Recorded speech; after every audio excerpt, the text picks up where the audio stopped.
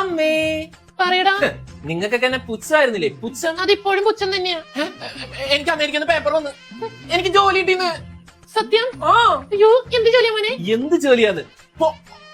കോൺസ്റ്റാർ star കമ്പനിയിലാണോ? വീട്ടൊക്കെ പഠിച്ചോണ്ട് ഒരു ഗുണമുണ്ടായില്ല. അയ്യോ, ഇതിന് വീട്ടിന്റെ ആവശ്യമില്ല, വെറും എക്സ്പീരിയൻസ് മാത്രം മതി. നല്ല ശമ്പളമൊക്കെ ഉണ്ടോ? ശമ്പളം ഉണ്ടോന്നാ? മണിക്കൂറിന് ലക്ഷങ്ങൾ ലക്ഷങ്ങൾ.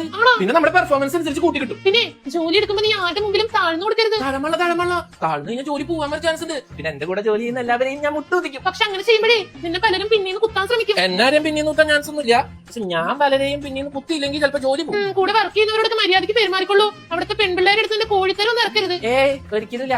നമ്മുടെ കൂടെ വർക്ക് ചെയ്യുന്നവരൊക്കെ പെൺകുട്ടികളായിരിക്കും, ചേച്ചിമാരായിരിക്കും കൂടുതൽ. പക്ഷെ പേടിക്കണ്ട, നമ്മുടെ എല്ലാ വർക്കും ക്യാമറയുടെ നിരീക്ഷണത്തിലായിരിക്കും. അത് ശരി, ഇപ്പൊ അങ്ങനെയൊക്കെ ലോകത്തിന്റെ ഏത് ഭാഗത്തുനിന്ന് വേണമെങ്കിലും ഇതിന്റെ മെമ്പേഴ്സിനെ നിരീക്ഷിക്കാൻ പറ്റും. പിന്നെ എങ്ങനെയാ അവിടുത്തെ ആൾക്കാരും, പ്രത്യേകിച്ച് പെൺപിള്ളേരൊക്കെ എങ്ങനെയാ? നല്ല സംസ്കാരമുള്ള ആൾക്കാരല്ലേ? അവർ നല്ല അടിപൊളി സംസ്കാരമുള്ള ആൾക്കാരാണ്. കൂടെ വർക്ക് ചെയ്യുന്ന ഒരു ചേച്ചി മിയ ഖലീഫ. മിയ ഖലീഫയോ? അറിയാൻ ചാൻസ് ഇല്ല. ഇത് ഞാൻ എവിടെയോ കേട്ടിട്ടുണ്ടല്ലോ. ആ ചേച്ചി ആവശ്യത്തിന് മാത്രം സംസാരിക്കുള്ളൂ. അത് 1-2 വാക്കുകൾ. ആ സൗണ്ട് കേട്ടാണ്ടല്ലോ എന്തൊരു മധുരമുള്ള ഇമ്പമുള്ള സൗണ്ട്. കൊള്ളാടെ മോനെ, എന്തായാലും അമ്മയുടെ എല്ലാ അനുഗ്രഹവും നിനക്കുണ്ട്. നീ ഇന്ത്യയുടെ അഭിമാനമാണ്. ഓക്കെ, ഞാൻ പോയി പെട്ടി വാങ്ങട്ടെ. നാളെ തന്നെ ഫ്ലൈറ്റിന് പോകാനുള്ള.